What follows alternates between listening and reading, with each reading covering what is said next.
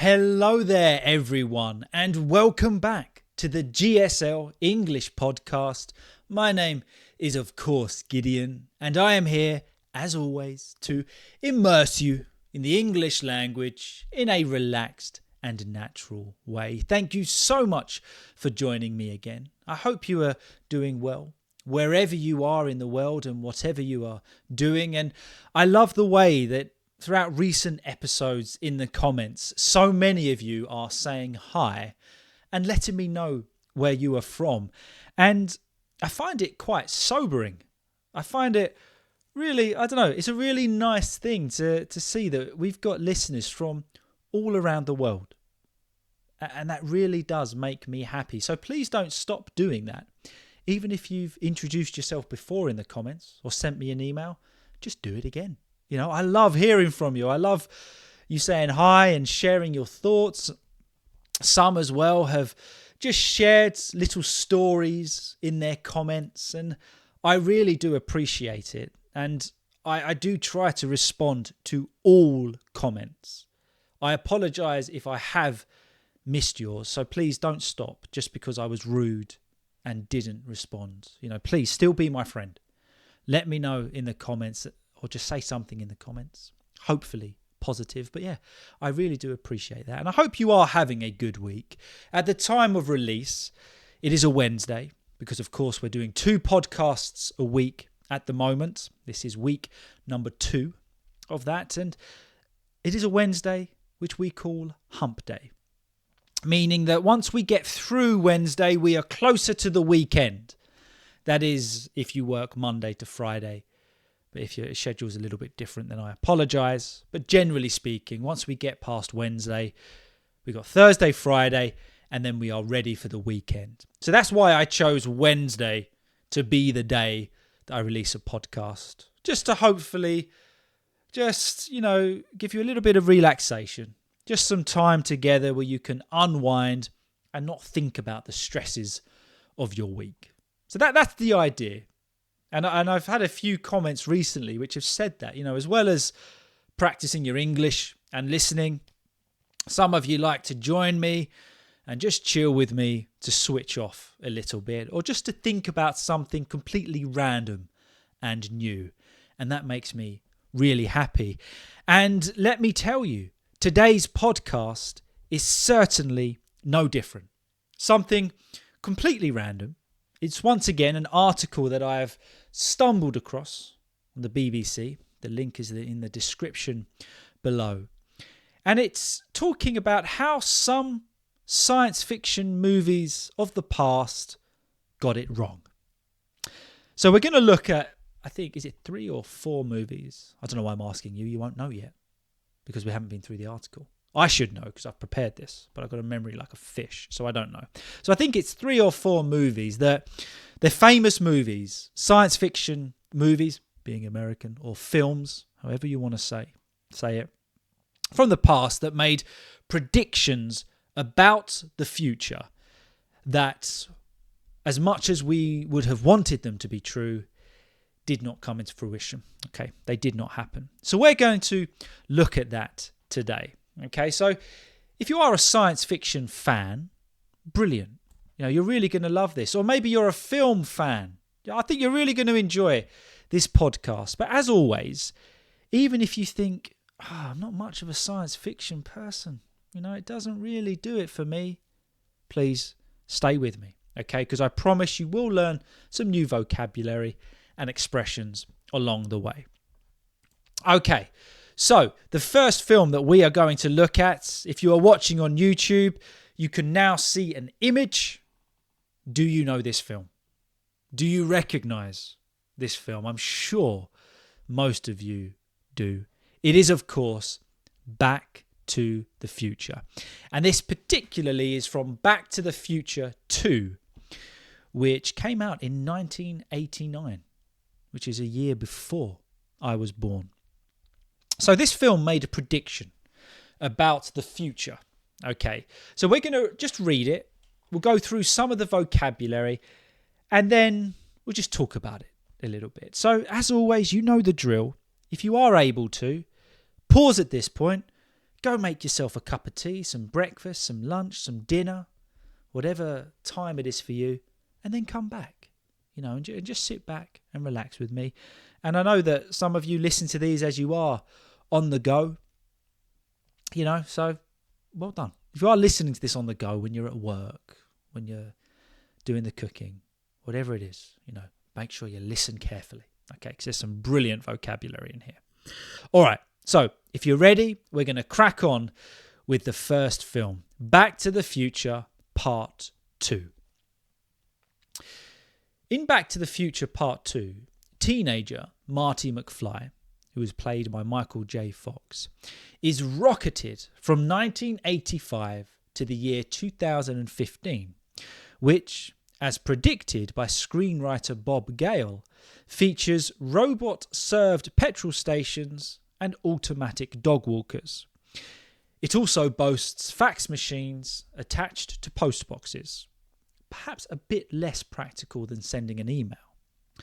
However, the new technology that really left teens who saw the movie in 1989 jealous was the cool hoverboards.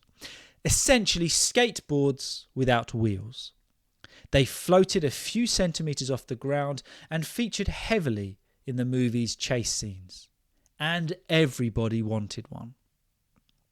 Sadly, even now, practical hoverboards are a distant dream. There have been some attempts to build a real one, but the designs have often been based on electromagnets and only work on special metal surfaces. So for now, we'll all have to make do with skateboards. Okay, brilliant. So the first thing that stands out to me that this film was came out in 1989, and they were talking about the future as the year 2015, which was nearly 10 years ago. And I remember actually all over social media in 2015, there was this big thing like, look, this was the year that Back to the Future predicted, went to as the future. And now we are living in it. Made me feel very old. But actually, yeah, this film came out a year before I was born, but I was a huge fan of it.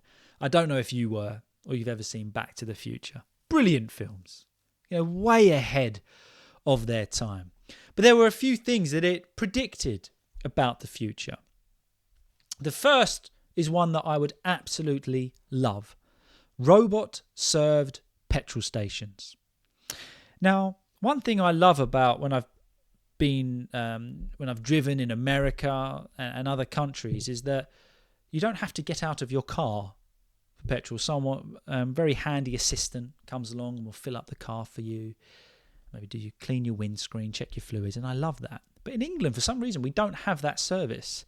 And I know I'm just being lazy, but I hate getting out of the car for the petrol stations. Then you have to go in and pay, and I always end up spending more money than I should because I'm enticed by some fancy chocolate bar or product. So I would have loved this to have been true. Robot-served petrol stations. So that is a note that if you are visiting the United Kingdom or England, generally speaking, you'll have to fill up the car yourself. If you're adding petrol to the car, got to do it all yourself, go in and pay.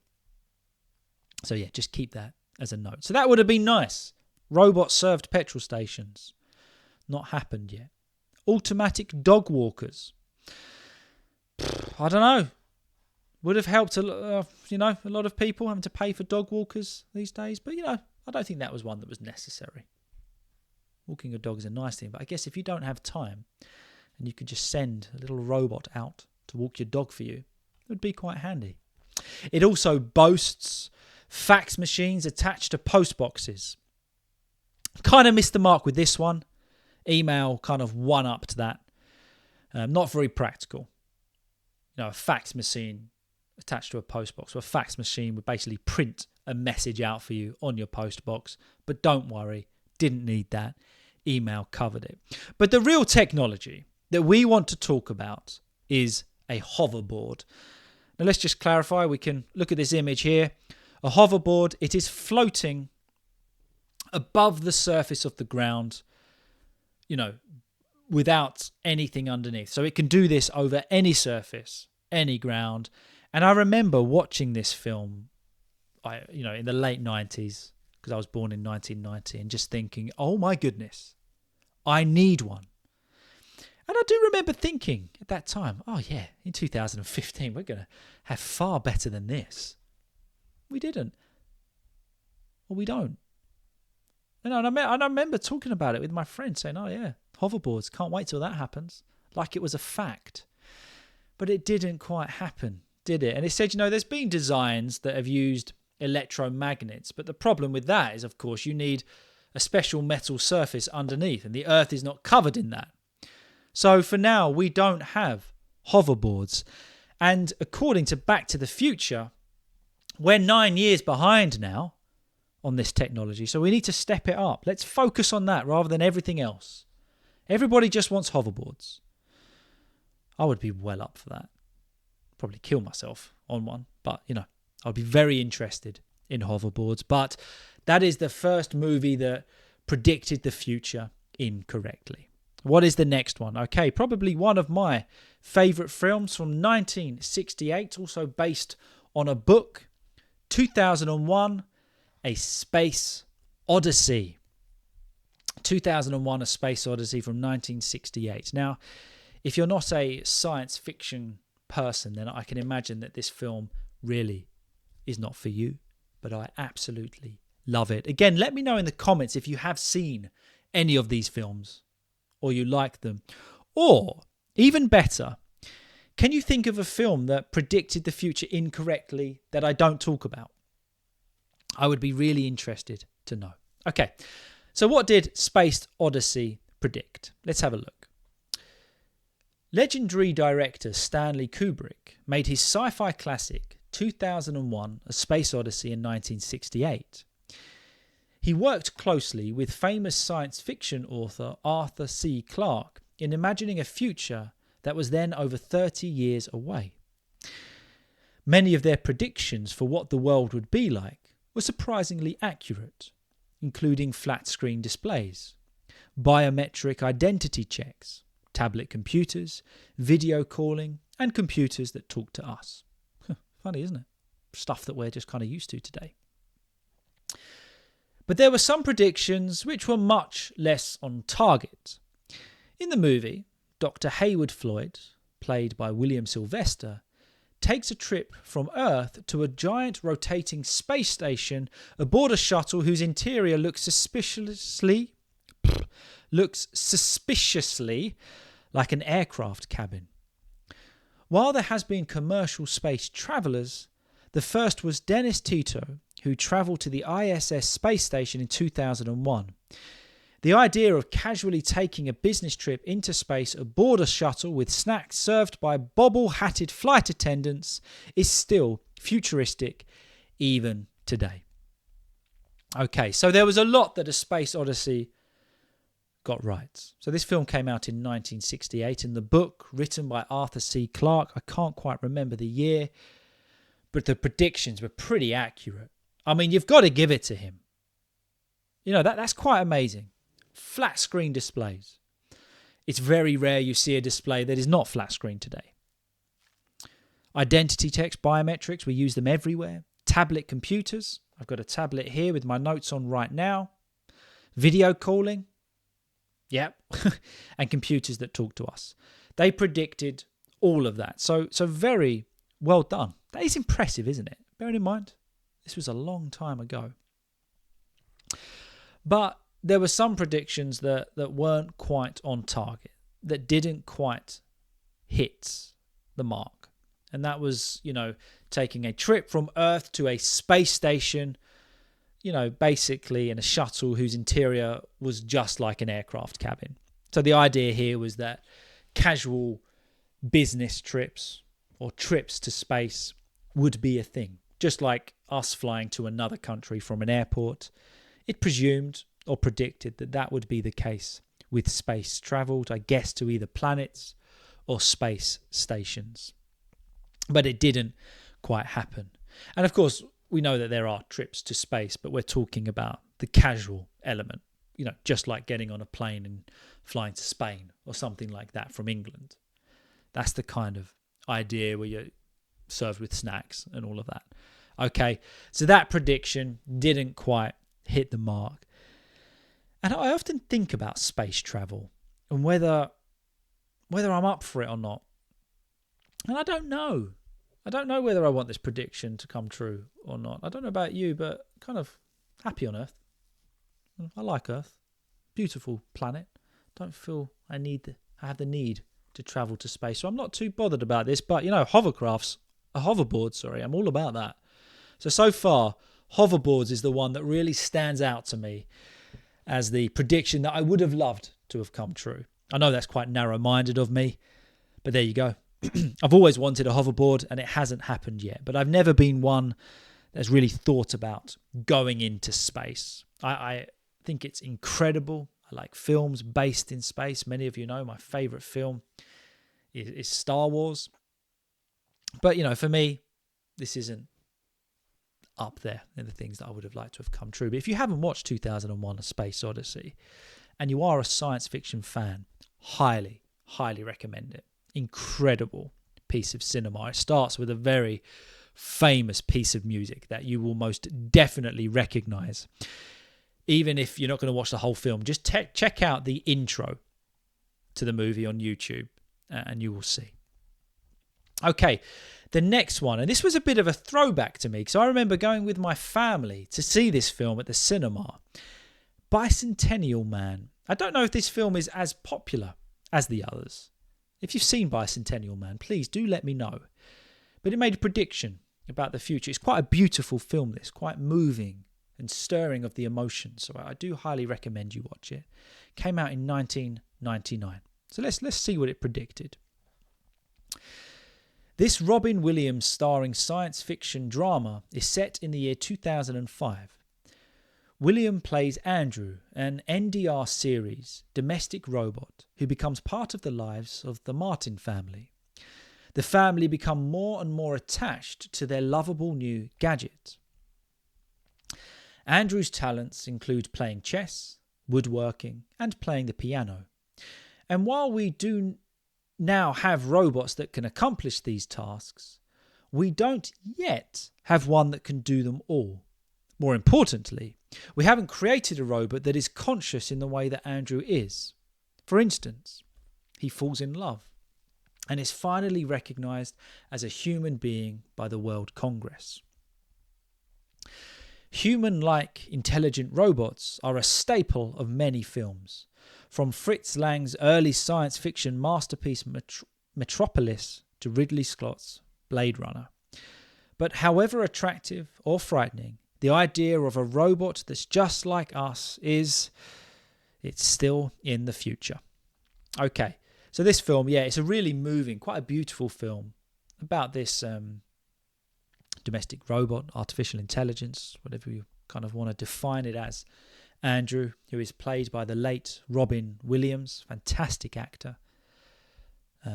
So diverse in what he can do. I don't know if you've watched some of his films, but go from the absolute comedic value of Mrs. Doubtfire to quite a moving role like this, or Good Will Hunting.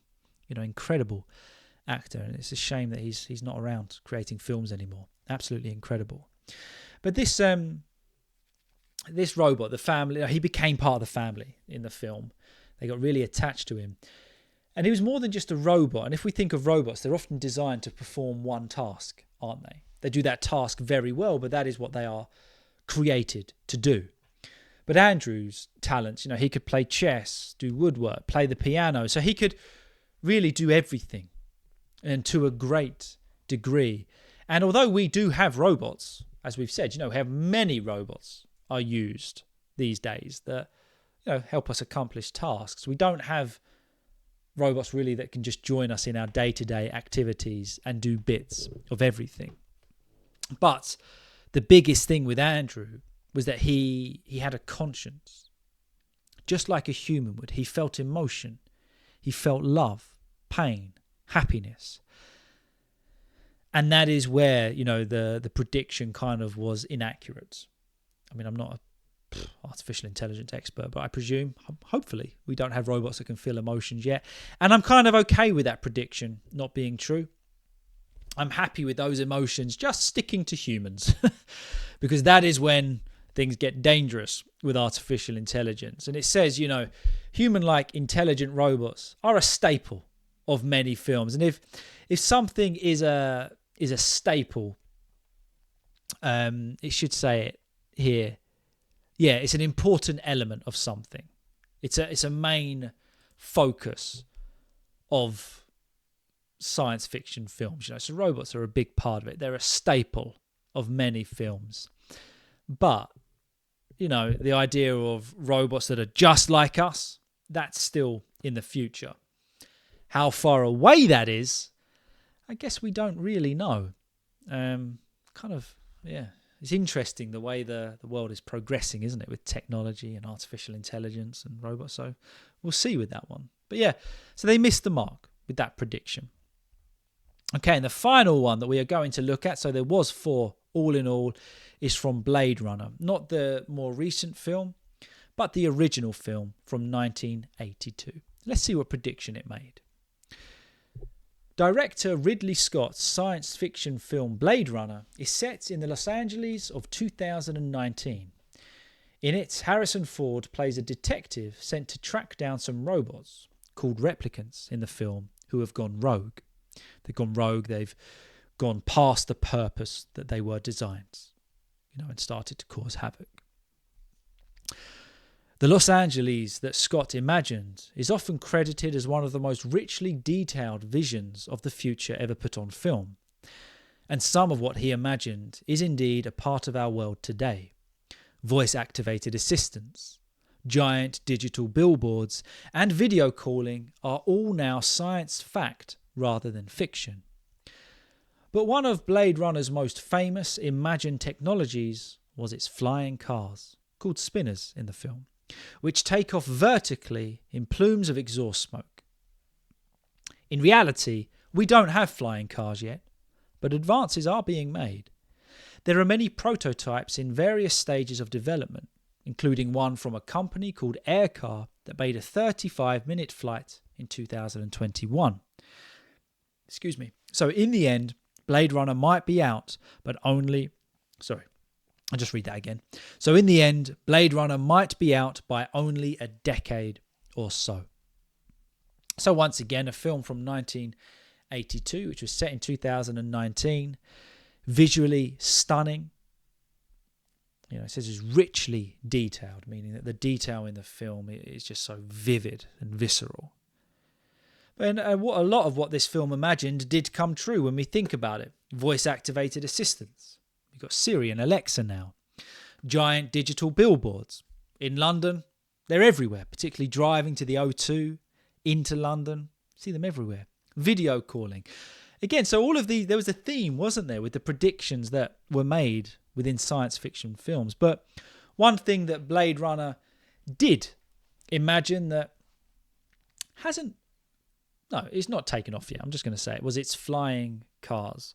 So these flying cars would, vertically go up and then they would fly wherever they needed to. And okay, it is true, we do have prototypes of flying cars, but as regards everyday life, of course, we don't have flying cars. We're just about getting into electric cars. And there's even questions over that technology, isn't there? So we're not there yet. This would have been a good one. I would have loved this to have been true. Flying cars, but whether that's ever going to happen as a normality, I really don't think so. That's a whole new highway code to learn, isn't it? I mean, the standard of driving in England, can't imagine what it'd be like if everybody's flying. But yeah, there you go. But it says, it might only be out by a decade or so. So maybe in a couple of decades, this will be true. Maybe we will have flying cars. So there you go. I think it's interesting how just the minds of some people that have created these films, and they got so much right. They had such incredible imaginations and views of the future that they were able to get some predictions correct. But of course, some missed the mark. So as I said before, if you can think of anything that was predicted in a film but never came true or never became a reality, let me know in the comments. And as always, if you have any suggestions of absolutely anything you would like me to talk about in these podcasts, please do let me know. So thank you so much for watching. It is Wednesday. If you are watching this on the Wednesday, I hope you have a great week ahead. And yeah, I'll have another podcast coming out on Sunday at 10 o'clock, which is always a bit more in-depth podcast, shall we say. So a little bit more preparation and time goes into that one. So that is always going to be my main podcast. But I'm doing these Wednesday episodes as a little bit extra for you. And if we do get enough love for them throughout August, it is something I will continue. So please, please, please like the videos, share them with your friends, leave a comment, because then it encourages me and enables me to do it more often. But there you go. Thank you so much for watching. Have an amazing week, and I'll see you all very soon. Have a good one, guys.